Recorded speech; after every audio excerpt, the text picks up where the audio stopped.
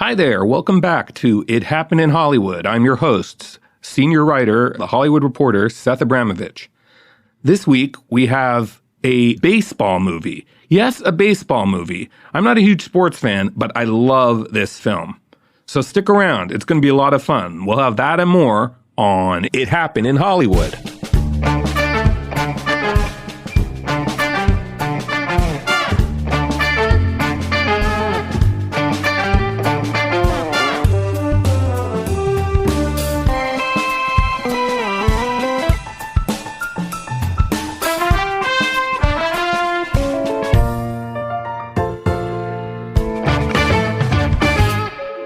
Now, if you spend any time on Twitter, you might notice that Susan Sarandon makes people really angry.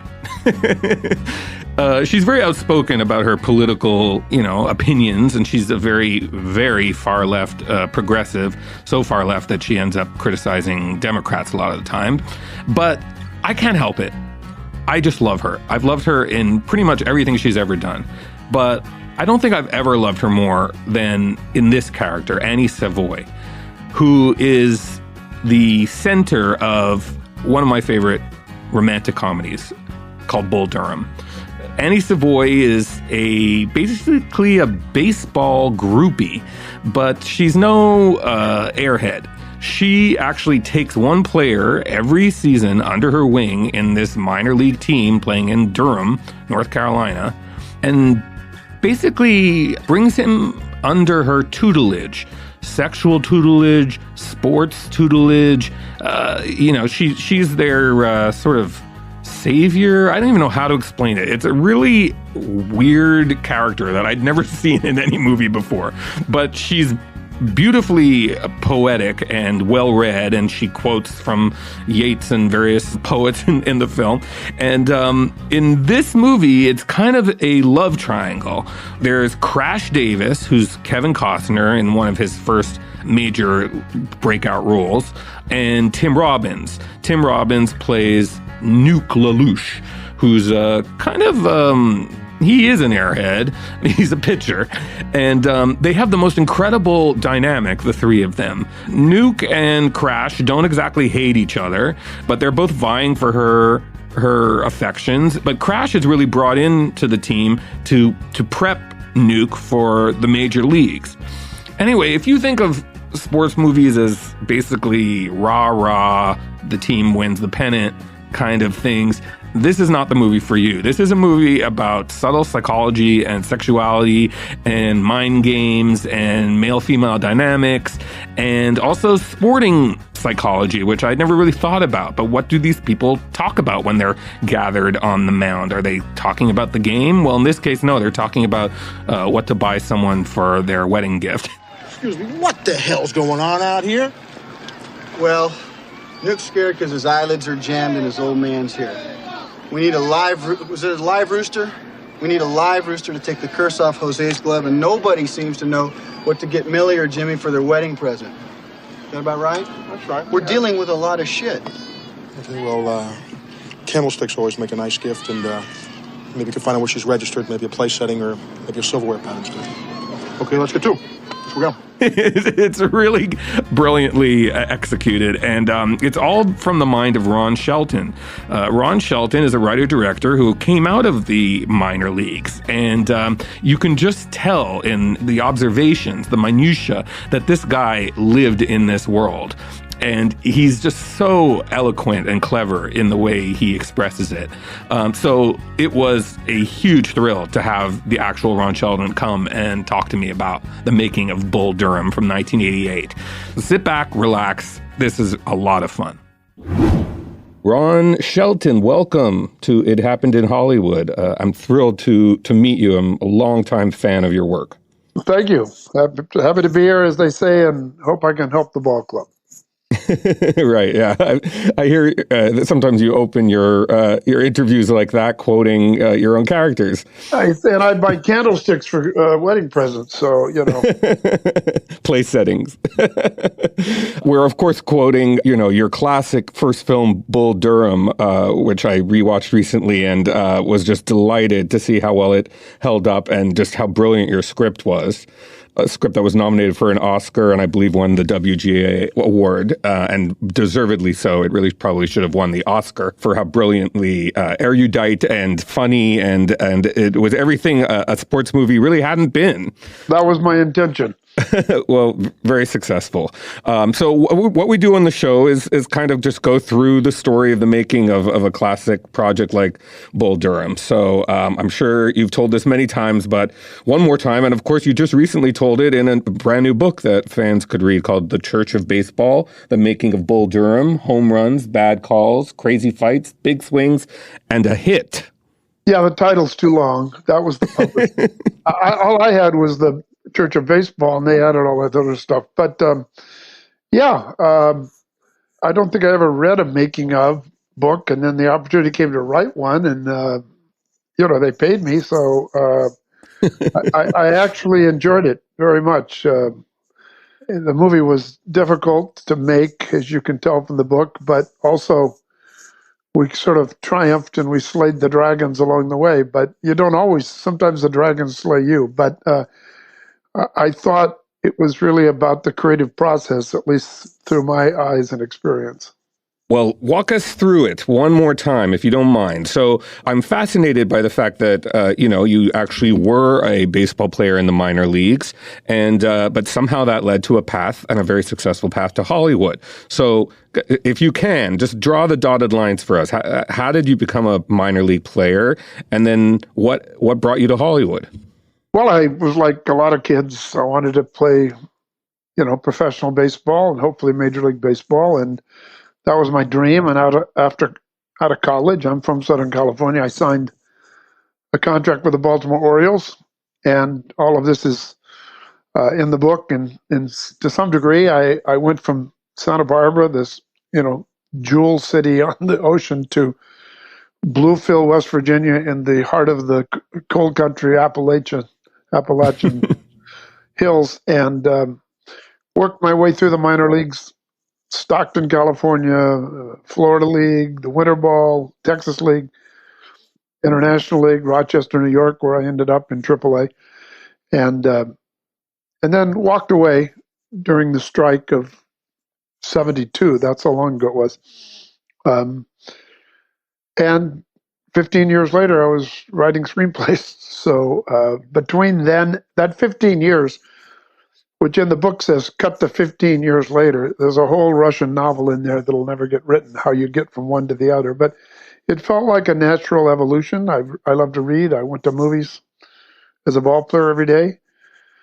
I hated punching time clocks in every job I had between baseball and making it as a writer and ultimately director. So I was driven, and I still am.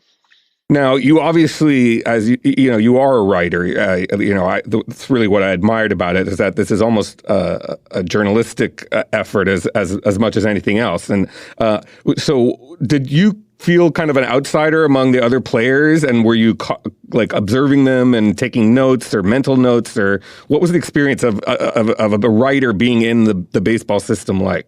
I felt like an outsider a little bit, but I loved the guys. I loved the players. And I still talk to many of them all these years later. And I just love the locker room and the camaraderie. And nobody loved the bus trips very much, but everything else I loved about it. But I wasn't always interested in the same things they were.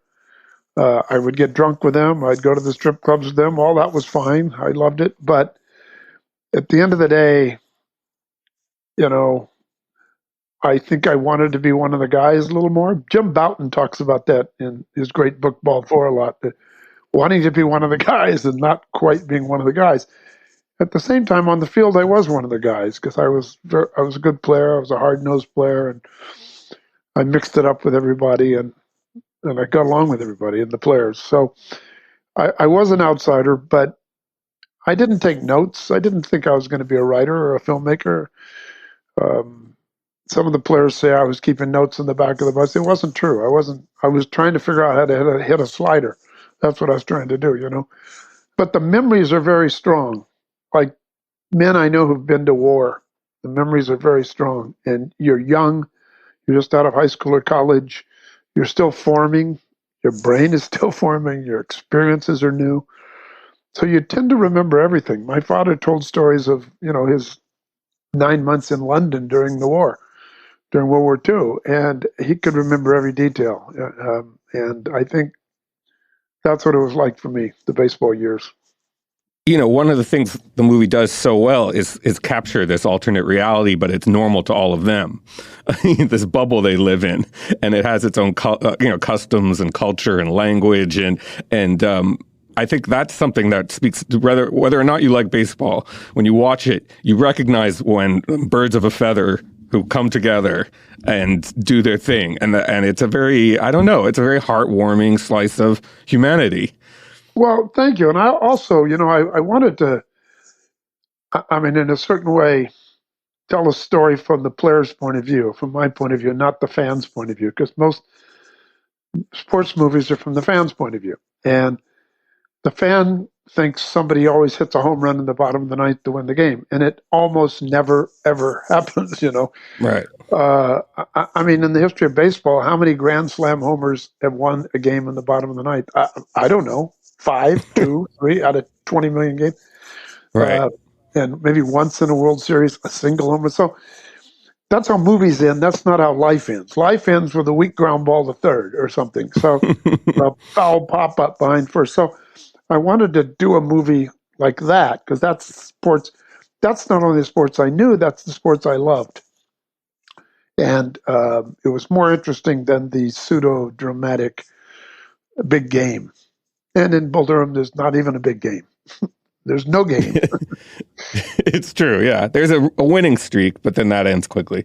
Well, we don't even know. We don't even know what happened to the team because the two people we're following, Crash and Nuke, Kevin and Tim, Costner and Robbins, they're not on the team anymore. That's right. So we don't know what happened to the Durham Bulls of whatever year. So that felt right to me, too. So just to go back to your career, did you have a nickname? Because nicknames are a big deal in this movie. Did you have a nickname? I had a nickname in AAA that some guys called me and some guys didn't. I was called the Bounty Hunter, which doesn't slip from the tongue very well. So they would shorten it to Bounty, and that came from the story when we were waiting for baggage to come down the carousel in AAA, and my suitcase came down. I had my grandfather from Texas suitcase because it was just had sentimental value, but it wasn't working anymore, so I tied a rope around it. And I also wore cowboy boots from going to Juarez when I was in the Texas League because we'd play in El Paso and you cross the river at night. It didn't kill you like it does now. It's such a dangerous city. Right. And I had a cowboy belt buckle. So between my cowboy belt buckle and my cowboy boots and my suitcase with rope around it, this cynical AAA veteran from San Francisco who was Italian, he was a pitcher, Frank Britannia, pitched in the big leagues, and he was a very elegantly dressed guy, and he looked at this with disdain, me and my stuff. He said, "We got a bounty hunter on the goddamn team." And so a lot of guys picked that up, and I was bounty hunter for a couple of years. That's a good nickname. I'm glad I asked. Okay, so let's jump ahead. You've come to Hollywood. You're a struggling screenwriter like so many others. I guess Starbucks didn't exist then, but you were typing away somewhere. And how does the script for this film come to the town's attention? Well, I had a couple of credits. I got a couple of credits. One on a movie called Under Fire, of which I'm very proud. It was about Gene Hackman and Nick Nolte, the late, great Jean-Louis Trintignant. It's about journalists at the Nicaraguan Revolution, and it posed a moral dilemma because journalists are not supposed to take sides. And that was one revolution where Somoza was a murderous dictator, and it was people rose up and overthrew him, and they were mostly innocent. Now, ironically, the script ends suggesting that it's all going to go wrong because the Marxists dominated not the revolution, but they were politically shrewd and took over, and now Nicaragua's a totalitarian state again. You can't really see that at the end of the movie. But I was very proud of it, and it didn't do much business here. It was a big hit in Europe. That led to another movie, The Best of Times, with Robin Williams and Kurt Russell, which is sports related. And though neither of them were hits, they each had critical followings, and they had fans in the town, in the business. There were producers who liked what I was doing. And I thought I was ready to direct, having made 2 flops. Why not? Because I liked being on sets. I was in the editing room. I got to work with the actors. And so I decided if I wrote a script about something I knew more about than anybody in Hollywood, in the history of Hollywood, playing minor league baseball, professional baseball, at least I'd have a shot to direct it. And I also knew that I could probably write a script that would attract an actor who meant something. And both of those things worked out. Barely, as you know, the book, I almost got fired, and the movie almost fell apart. And it was a miraculous that it came together at the very last second, all of which is, I think, an entertaining chapter in the book. But so my strategy worked, and then I thought the movie was going to be a flop, and it wasn't. So here we are talking 35 years later.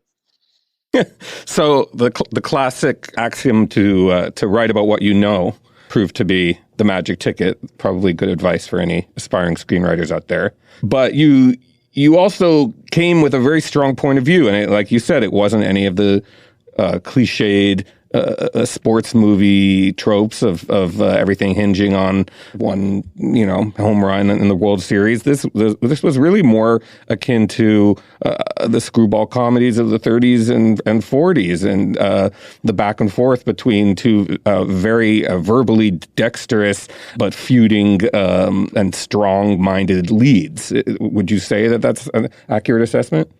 Yes, I never thought of it as a screwball comedy, though I love the screwball comedies. I think there are moments of screwball comedy.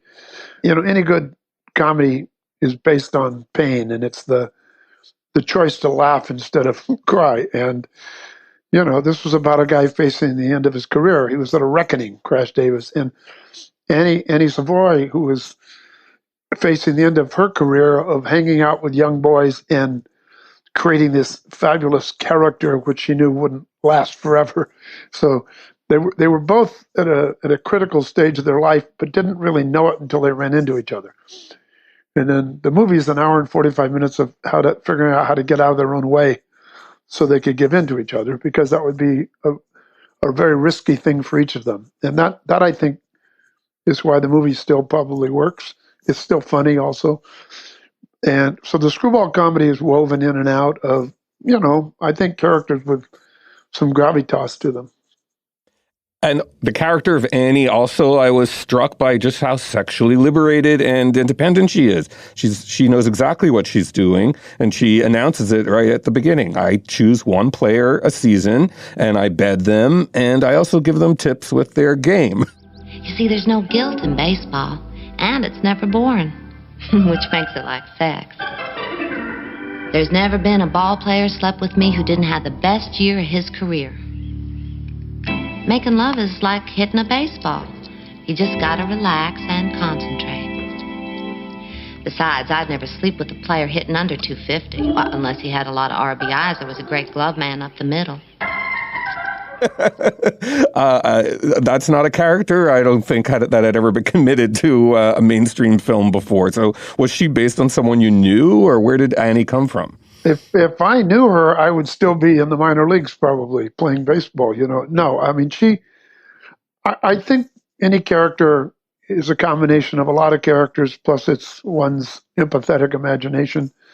I knew women who, coming out of the 60s, were on this lifelong search. They had, I worshipped all the major religions and most of the minor ones, kind of journeys that women I knew were taking that men weren't bothering with. Men were going off to Vietnam often, or looking for work if they survived all that. And so it was a affectionate remembrance of all those women, but there was no specific woman, I would say.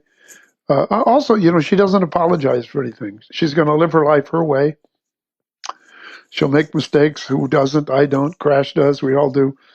But she never apologizes, And a lot of women writers pointed that out after the movie came out. I mean, with in a positive way. And I was glad that came through because I was just trying to make sure the woman had her due. And also, I thought I was taking a chance when I was going to tell a story about a man's world from a woman's point of view that I might get completely cut off at the knees critically. But, it worked. It certainly did, yeah. And I think that was part of the secret of the success, that women felt as spoken up to as the men did. There was something for everyone. So how did Susan Sarandon, who plays Annie, and she really is, it's through her eyes that we see a lot of this story, how did you get her? Because she's so hard to imagine anyone else playing this part. Well, there's a substantial number of pages in the book devoted to this kind of extraordinary story. There is something in Hollywood that I'm sure you and your listeners know about. It's called The List, List, with a capital L in the book. And it's every studio or network or now streaming company or financier's list of actors or actresses who trigger financing, who are bankable. And the problem is that everybody's list is a little different. I mean, everybody's list has Dwayne Johnson and Tom Cruise on it, but the lists change every week, every month. So you're auditioning women, and they may be on the list today and off the list tomorrow. It's unfair to them. It's unfair to the director, the producer, the casting director. But you got to deal with this moving target. And for some reason, the studio said that Susan Sarandon was not on the list, which made no sense. And her agent kept calling, and I kept saying, "I'm sorry, I couldn't tell her she wasn't on the list because I'd be giving away a studio secret." And then I'd be in trouble. So I'm lying. I'm trying to make my first movie and never lie. I'm lying right out of the gate. And welcome to Hollywood. Welcome to Hollywood. So the agent, ICM, how can I forget her name? She was a great agent. She's retired now. She says, "Well, Susan's going to fly over from Italy, where she was living." Susan Sarandon's Italian. Sarandon was Chris Sarandon, her first husband's name, the actor. And she had a 2-year-old over there with her Italian director fellow. And she says, "I'm flying to Hollywood to meet you at the Burbank studio in producer Tom Mount's office, and you're going to have to meet me." And I will meet, yes, but what am I going to do? So she shows up just dressed to kill in this tube dress. I talk about this red and white striped tube dress, and she looks like $1 million, and she's just got off a plane, a 10-hour flight. And she comes in, I have Kevin there, and she's pushing me and Kevin around and verbally and physically with him, and she's off book, meaning she knows her lines already. She was Annie. And then she blows out of the office, and it's Friday. It was a Friday afternoon. We're supposed to shoot in 2 weeks. We got everything except the leading lady. And there were other candidates. It was down to the wire. And we sat there and we poured a drink. I remember Kevin and me and the producers, what are we going to do? She's not on the list. She was great.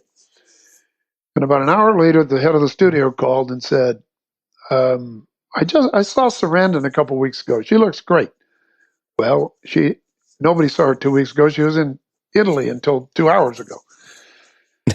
So another lie within industry standards. Those are okay. The good lies are okay.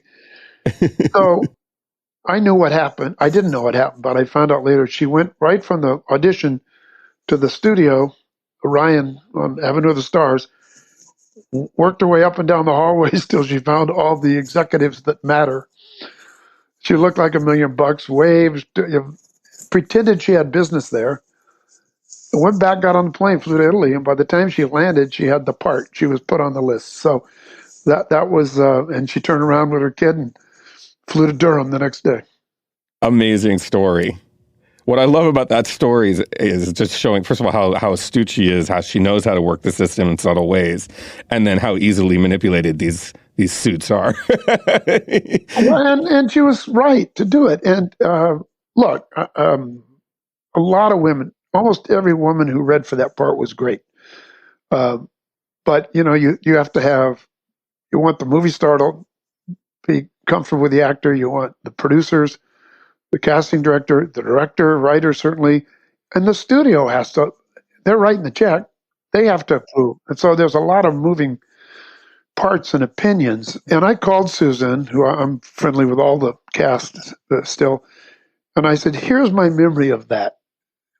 I'm writing a book. Make sure I get it right. And she said it was absolutely right. And she just added a couple details that by the time she got the call, she was already back in Italy, walking on the beach with her 2-year-old, and some lady came running across the street and said, call Los Angeles. And she called, and they said, get on a plane, you got the part. So she just filled in some of the blanks, but I got all the big parts. My memory was accurate. Terrific. And then Kevin Costner, of course, who plays Crash Davis, was not as big as she was at this point. He was rising. Well, yeah, she was big, but for some reason she was off the damn list. I don't know why. Right. It's because you have a movie that doesn't do business. We've all done that. So suddenly you're off the list after this great career. It made no sense. But Kevin had done The Big Chill, but he was cut out of it. Right. He was the guy who dies. Yeah. Yes, right. I'd seen him in Silverado. I thought he was great, but he's like the fourth lead. And I'd seen him in this little movie, Fandango, which is a little tiny indie movie. I liked him. And then some friends said he's a really good athlete. So that summer, he did Untouchables. But De Niro and Sean Connery kind of were the leads. He was the other guy. And then the book goes into this in some detail. On the morning, I had 30 days to get the movie off the ground with Kevin, or else he's going to have to go do another movie.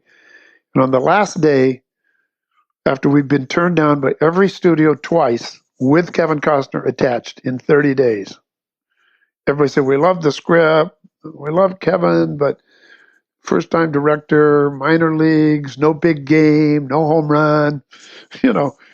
What happened was No Way Out opened on Friday morning, the last day we had Kevin.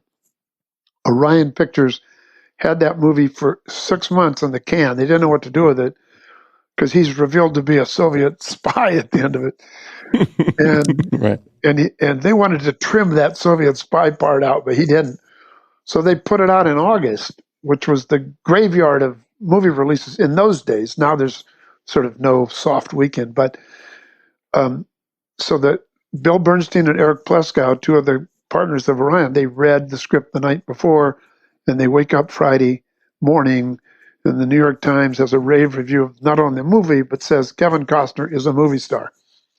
And guess what? They had Bull Durham script that night, the night before. Now, the West Coast had already turned it down twice. Mike Medavoy, understandably, I'm in business with Mike still, because they were doing 8 Men Out, a baseball movie, and they were with John Sayles, and they were developing The Scout with Rodney Dangerfield, which later got made with Albert Brooks. So they got 2 baseball movies already. Nobody else wants 1 baseball movie, and we're coming in with a 3rd baseball movie. But because No Way Out got this great review in the New York Times, Bill Bernstein and Eric called me and said, do we really have to make a deal with everybody by the end of the day? I said, yes. And we had a greenlit picture on Monday morning, and that was Friday to Monday. Unbelievable. So had this not happened with the opening of No Way Out and the rave review and all that, do you think Bull Durham might not have ever been made? I don't think it ever would have been made, ever. And I would be selling, dishes at Sears Roebuck or something, which I did once, or painting houses. No, it was that narrow of a window. I haven't been able to get a baseball movie made since. I have a script called Our Lady of the Ballpark about a pitcher for the Yankees who ends up in the Latin leagues, and he doesn't end up in the big leagues. He stays in the Latin leagues with a girl pitching for the Culiacan tomato pickers, I think. Or no, I moved it to Colombia. Now he's with the he's pitching down there somewhere. Anyway, I can't get it off the ground. You'd think I could get it off the ground. It's a lower budget in today's dollars than Bull Durham. So That's how hard it is. What's that all about? Is it, why you'd think, America's pastime, there's lots of opportunity for dialogue because it's, a slower sport. And I'm just wondering why baseball movies are not a hot property. Because there's no foreign sales. That's why. There's no foreign. Zero.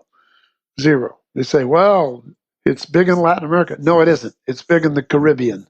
The Caribbean market, market's New Jersey, okay? Japan doesn't buy them until they're a hit already in this country. So that doesn't help. Western Europe, you can't sell it in Western Europe. So you're stuck. With Colombia, Venezuela, they play baseball. That's a really hot economy right now. So it's got to play in North America, and it's really got to play in the U.S. to have a chance. So what sports, you would think you would see more soccer movies, or I don't know, what sport would play all over the world? Soccer, but they don't play here. That's the problem. That's the problem.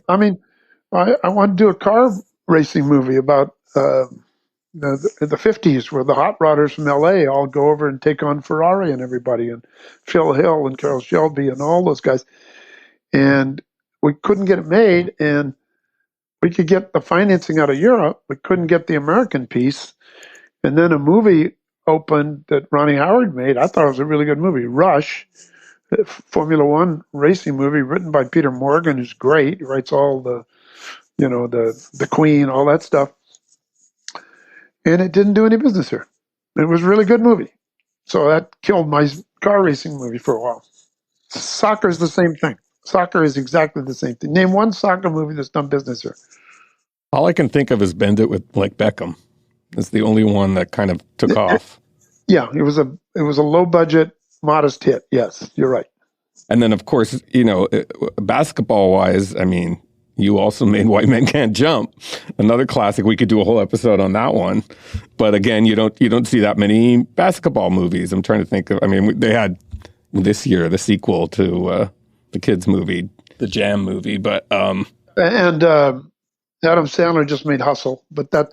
Oh, that right. Yes, yeah, and he's a scout. But I think there'd be more basketball movies. I have a script right over there. I've been trying to make. Well, this is the Hollywood Reporter, so come on, people. Here he is. He has the scripts. It's called Cookies. Cookies. Cookies? Yeah, that's the term when a guy in street ball, even in the NBA now. It's been a while. If I steal the ball from you, I yell cookies, like I have my hand on the cookie jar. So it's kind of a street term that is now in the NBA. What about a sequel to White Men Can't Jump? Someone's got to want that. It's being made right now without me, without my involvement, without anything to do with me. Without your permission, it sounds like. Without my permission, without anything. And all right. Don't see that one. I'm not going to talk about that because I don't want to get into a litigious situation. All right. Well, we want to keep things upbeat, so let's move on. So Kevin, a natural athlete, like you said, exudes this once in a generation movie star charisma. I really, there's like maybe on one hand you can count people, and here he is at his peak, his youthful, handsome, irresistible peak. So here he saunters onto set, and what do you get out of a guy like that? What's he like? Well, with Kevin, you get everything because he's a natural athlete, and as I've often said, most actors think they're athletes because they played in Little League or something. Right. And they're not. And most athletes want to be actors, and they're not, as we can see. But Kevin's real. He played high school ball. He can play a number of sports. I played basketball with him and golf with him. And, he can throw a football around. So I got him at exactly the right time. He's great. I will tell you this. He's great to work with. We work together easily. There's great respect. We can openly disagree, and it's never personal. It's all about how do we make a better movie? What's the best way to do this scene? So, we've hit 2 home runs, I guess, and we're looking to do another one. So, an athlete that's in his 60s now, the lion in winter kind of thing, except the lion's still roaring. I actually have a script almost done and he knows about it, and he'll get to look at it first. So we'll see. We'll see what happens. Something I love about him is how much he underplays, or I don't know, maybe he makes it seem too easy, but he never pushes, and it never seems like he's acting or trying to be charming. Well, I believe in the soul. The cock, the pussy, the small of a woman's back, the hanging curveball, high fiber, good scotch, that the novels of Susan Sontag are self-indulgent, overrated crap. I believe Lee Harvey Oswald acted alone. I believe there ought to be a constitutional amendment outlawing AstroTurf and the designated hitter. I believe in the sweet spot, softcore pornography, opening your presents Christmas morning rather than Christmas Eve, and I believe in long, slow, deep, soft, wet kisses that last 3 days. I would compare him, to Tom Cruise, where you feel like Cruise is always on or knows the camera's around, even though he's, equally kind of iconic. Kevin lets you come to him. Do you agree with that? And what's it like to direct him? Well, first of all, it's easy to direct him because he's prepared. We also rehearse, so we don't show up, I believe in rehearsal. It's the athletic model. It's called practice, Right. And Tommy Lee Jones, when I work with him, he calls it practice. Coach, let's do some practice. Tommy Lee was an all Ivy League football player. So I think athletes expect to prepare and practice and repeat. And in many ways are much more disciplined than most actors who, we have to rehearse. You would never find an athlete saying, I can't get in the batting cage. I can't go hit 500 golf balls. I can't, Steph Curry shoots 100 threes every day in practice. 100. Every threes, not free throws, threes. He made 100 the other day, they said. Last year they made 100 in a row. And Durant made 97 in a row, by the way. So, and he can't get an actor to run through his scene a few times. So, and get him out of his trailer. Yeah, get him out of his trailer. No, you're supposed to want to go to the game. So, so Kevin's actually a joy to work with, and he's prepared, and he's there for other actors. Some stars, if they're off screen, they want to stand in to do it. He's always there. If there's an actor who has his first line of his career, Kevin knows about it, and he wants to be there for him. So he's very generous that way.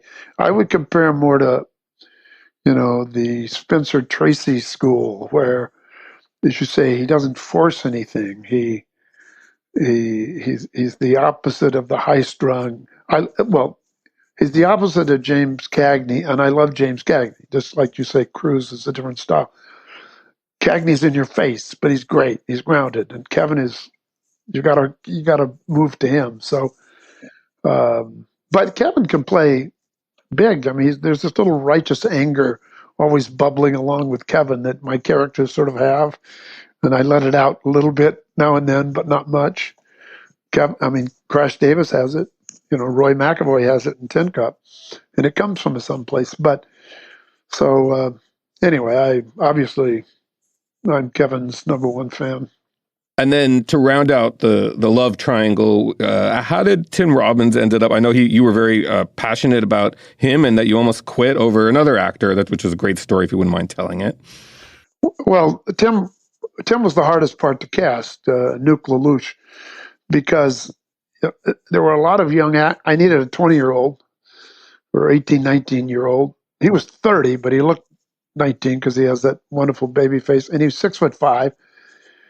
And I needed somebody very different physically from Kevin, because if you had junior Kevin and senior Kevin, well, why would Annie go with the younger version of the older guy? So you need somebody who couldn't compete with, who Kevin couldn't compete with, who's so different. So I liked Tim right away in the audition, and he came in an audition. One day we had 42 people, and he was one of them. And but I wasn't comfortable hiring him till I put him in a room with Kevin to see what the chemistry was. And it was instantly perfect, because, Tim's this big goof of a guy, and Crash and Kevin have this sort of slow fire burning underneath. And so they played great as two actors. And I just thought, I'm done. It's sort of like finding Wesley and Woody on White Men. I knew once I got them in a room together, that's it. Hire those two guys. So it was the same with Tim and Kevin. And as I've said many times, and I say it in the book, Tim's performance is underrated because you cannot mock or condescend to Nuke. You have to play him with a kind of innocence, which gives him a kind of dignity because he's still a man-child. But by the end of the movie, which is only an hour and 45 minutes, he's teasing Kevin. He's calling him meat. He mistakes fear and arrogance for fear and ignorance, but he knows what he's doing. He's getting under his skin, and then he quotes flawlessly all those cliches to the lady sportscaster he's trying to pick up. I'm just happy to be here, and I hope I can help the ball club. I just want to give it my best shot, and good Lord willing, things will work out. You got to play them one day at a time, though. Rayanne, right? That's a beautiful name. Is that Greek? Is that Rayanne? I don't know. It's a beautiful name, though. There's a great song by Motley Crue. Do you know the Rayanne, she's a stay-in? No? Anyway, a good friend of mine used to say, this is a very simple game. You throw the ball, you catch the ball, you hit the ball. Sometimes you win, sometimes you lose, sometimes it rains. Think about that for a while. So he's a way more sophisticated guy at the end of the movie because he's actually learned his lessons from Crash and Annie. Yes, and it's another. I mean, I call it a screwball comedy, but it's a few different movies, and it's also sort of a teaching movie or being under someone's tutelage and kind of growing up. It's a coming of age story for him. Yes, with these two strange parental figures, one of whom he's sleeping with, and and the other hates him. So it's very unique dynamics, but they keep you invested till the very end of the film. How come you don't like me? You don't respect yourself, which is your problem. But you don't respect the game, and that's my problem. You got a gift. What do I got? You got a gift. When you were a baby, the gods reached down and turned your right arm into a thunderbolt. You got a Hall of Fame arm, but you're pissing it away. I ain't pissing nothing away. I got a Porsche already. I got a 911 with a quadraphonic Blaupause. Christ, you don't need a quadraphonic Blaupunk. What you need is a curveball. Huh? In the show, everybody can hit a fastball. Well, how would you know? You've been in the majors? Yeah, I've been in the majors. I was in the show for 21 days once. Wow. You could be one of those guys, but you don't give a fuck, me. Listen, I'm sick and fucking tired of you calling me meat. You want to step outside? Yeah, I'll step outside. Hey! So Susan and Tim, this was their first time working together, I assume, and of course that produced a very long and fruitful romance. And did you see these sparks happening on set? None. No, I when you're a director, you don't have time to see anything except what's in front of you and focus. I had no idea that a romance was brewing. I know that, and we talk about this in the book, the studio didn't like the movie. That was the big fight. They wanted to fire Tim. They wanted to fire me because I was defending Tim. I knew they wouldn't fire me probably because Kevin and Susan would back me. But why did they want to fire all of us? Because the studio didn't think the movie was funny. They didn't think it was sexy. They didn't think it was romantic. Oh, by the way, and it's on everybody's list of the best sports movie, the most romantic, the sexiest, the funny, the top 100 movies funny. So everything that it's apparently going down in history for, it was rejected of at the time. And they also said nobody will believe Susan Sarandon will ever end up in bed with Tim Robbins, to which all I can say is I'm the godfather of their firstborn. So, so their issue with Tim was what? He was too goofy, or what was their? It didn't matter. They also said Susan didn't look attractive. I mean, how do you even respond to stuff like that? And then didn't they want Anthony Michael Hall for yes. Tim's part? Yeah, they wanted him originally, and there's a whole reason why he never read the script, and I flew to New York to meet him, and he still hadn't read it, and I got fed up, and then when they decided they didn't like Tim, there was an executive who I call the unnamed executive throughout the book. I don't want to name it, that guy, You can name him here, though. Who is I'm not going to. All right. A few people know who it is. And he was fighting for Anthony Michael Hall all the way through. And in fact, when the movie screened at the Academy, when it was done, and by this time people were loving it, at the end of the movie, I went down to Cape Mantalini's to get drunk, and then I came back and sat in the corner just for the final credits, and the lights came up, much applause and laughter and everything. And this executive stood up and turned around and said, "Nice job, but it still would have been better with Anthony Michael Hall." That's that's what you deal with. My line of work. It's ridiculous. What do you do? So the executives were not thrilled with it, but so how did it become the classic that it is, and not just a classic, but a box office smash? Well, there's a chapter in the book called "The Numbers Never Lie," and the last line of that chapter is, "Except sometimes they do," because audiences laughed and cheered. Every screening went great. But then when they were asked to fill out the cards, the numbers were never good. And I could never, to this day, I can't figure that out. We never got over 58%, where they want to be 85 to 95%. 58%. Never got over it. And I don't know why. And I still don't know why. And I called National Research Group, the fellow whose name slips my mind, NRG, because they're the group that does test screens, all movies. Every producer, director in town knows NRG. And they ask the questions, and they do the focus groups and all that. And I called the guy, and I said, I worked on Bull Durham 35 years ago. He says, it's all in a computer. Let me look up the numbers. So we set a time, and he had all the numbers, and we went through all the numbers at all the screenings and where the screenings were. So in the book, when I recall that, it's not my memory, it's research. And we never got the numbers up, ever. And so I didn't know what the hell to do. We were done. The movie was done. And then reviews start coming in. They start creeping in the week before you open. And they were through the roof. This is the movie that studio hated. Except there was a few people at the studio that loved it, I have to say, and they went to bat for it. The marketing people loved it. They really thought they had something. So they were right. A man named Charles Glenn. And so we went out there in June with all the big action movies and all the big budget movies. And we were the other guy. We were the movie about character, about behavior that was humorous, it was sexy. It was a movie like no other movie like ours out there. And it found an audience right away. And on opening day, the reviews were just off the charts. I mean, they were like 99.9% raves. So at that point, we were kind of home free but that was the first time in the entire process that we weren't feeling that it was a knife on our back. And then I could go around to this, a lot of directors do this, drive around and to the theaters it's opening at and just stick your head in the back door and see how they're responding. Well, if it's a comedy or a horror movie, you can tell. They're either laughing or they're screaming.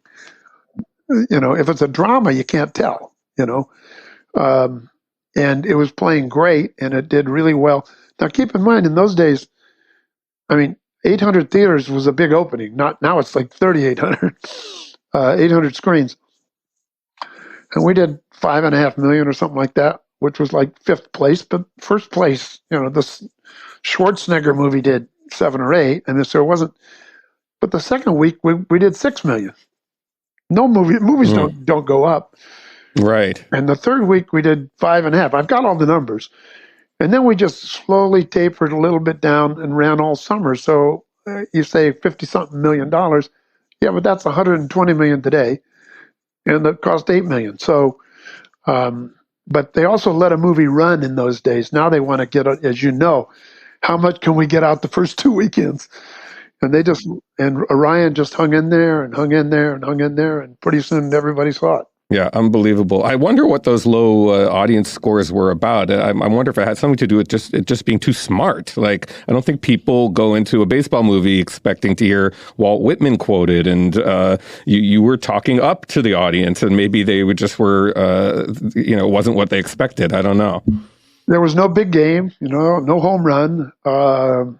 Yeah, I think it grew on people. I think that, first of all, we know that women were, okay, all audiences seemed to like the movie. Women liked it even more, which was interesting for a sports movie.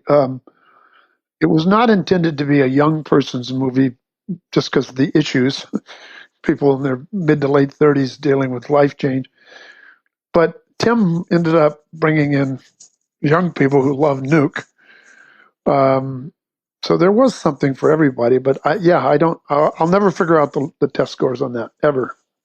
Yeah, and then you have, of course, word of mouth always helps. If someone tells you this is a movie to like, that has to encourage people to, I'm allowed to laugh at this and this is cool. I don't know. Yeah. The whole herd mentality thing, which seems to run a lot of Hollywood. But you've obviously made an incredible classic. Do you enjoy returning to it? Have there been re-releases that have been momentous? I know one in Washington was kind of controversial because of their politics, Susan and Tim's politics, and didn't end up happening. Well, that was at the Hall of Fame in Cooperstown. Oh, wow. And then, which really upset me because Tim and Susan wanted to go up there to get away from politics. They told me, we're going to go up there and just have a baseball. And the kids, their kids were young. And, and Kevin's politics are different, and we all get along great. I mean, plus baseball is all about the ritual of disagreeing and arguing and getting on with your life in the game anyway. That's what I always say. It's what's civilized about the game. It ritualizes the argument, the disagreement.